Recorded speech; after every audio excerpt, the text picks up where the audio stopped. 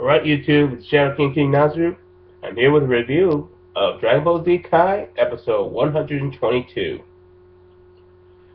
So basically what's been happening in the episode was that Goku had just waken up from being blindsided by Vegeta when he decided to go off and fight Majin Buu by himself, and Goku senses what happened, that Vegeta must have lost to it in his fight against Majin Buu, and he also can't sense Gohan, so he thinks that he's dead, and he can also sense that Majin Buu is still alive, and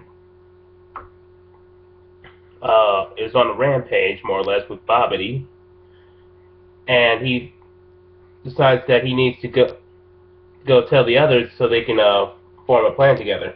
Meanwhile, Piccolo and Krillin head back to Kami's Lookout, where Dende and Mr. Popo look after them, and they say that they need to take care of Goten and Trunks because they might be the only people strong enough to fight Majin Buu. Now that Vegeta is dead and Goku will probably have to return to the afterlife. And we also see that Master Roshi, Yamcha, Chi-Chi, Bulma, Videl, and Android 18 are searching for the last remaining Dragon Ball, and they got into some hijinks with the dragon, and eventually they get the Dragon Ball. This was part of it was seemed a little bit on the fillerish side, because I saw some things that weren't happening in manga. Maybe not filler, but more like padding. And because I saw the one part with Master Roshi grabbing Android 18's breast, I don't believe that happened in the manga last time I read it. So that I think that might just been for padding. I also saw the part with Majin Buu flying down the roller coaster and giving Babidi more or less a heart attack. I'm not entirely sure that happened in the manga either. I think they just get to them threatening to blow up cities, and if Goten, Trunks, and Piccolo didn't show up to face them. But I guess it's probably to help illustrate that Majin Buu wants to do his own thing, and he's not completely under Bobby's control, and Bobby's going to be in the way of that, so eventually he'll turn on them. Then we cut to Goku returning to Kami's Lookout and being healed by Dende, while telling them that if we're going to, it's a real shame that Vegeta and Gohan are gone, because had either of them still been alive, we could have done a fusion and been strong enough to face Majin Buu. And Dende realizes that the fusion thing must be how it was similar with Piccolo and Nail, and Piccolo and Kami.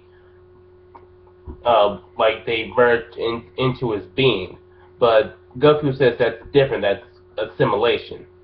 And yes, you can win, you feel great, you can't do this, in the comment section. Anyway, Goku describes that the fusion, that you don't more or less absorb a person's power into you being. You actually take the two different entities and become this new entity. And they decide that perhaps they can teach Goten and Trunks how to do this. And so Goku will teach them the basic principles of the fusion technique, and Piccolo will pick up where Goku left off once he returns to the afterlife. But Piccolo also knows that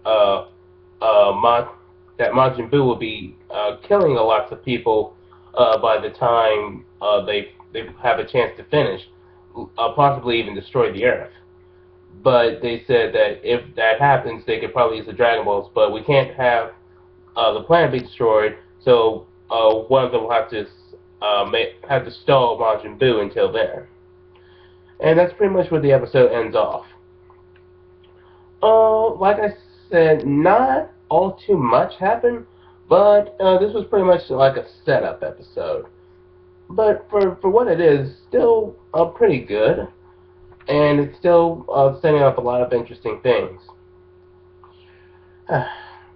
So thank you guys for watching this, and I'll check you guys out later.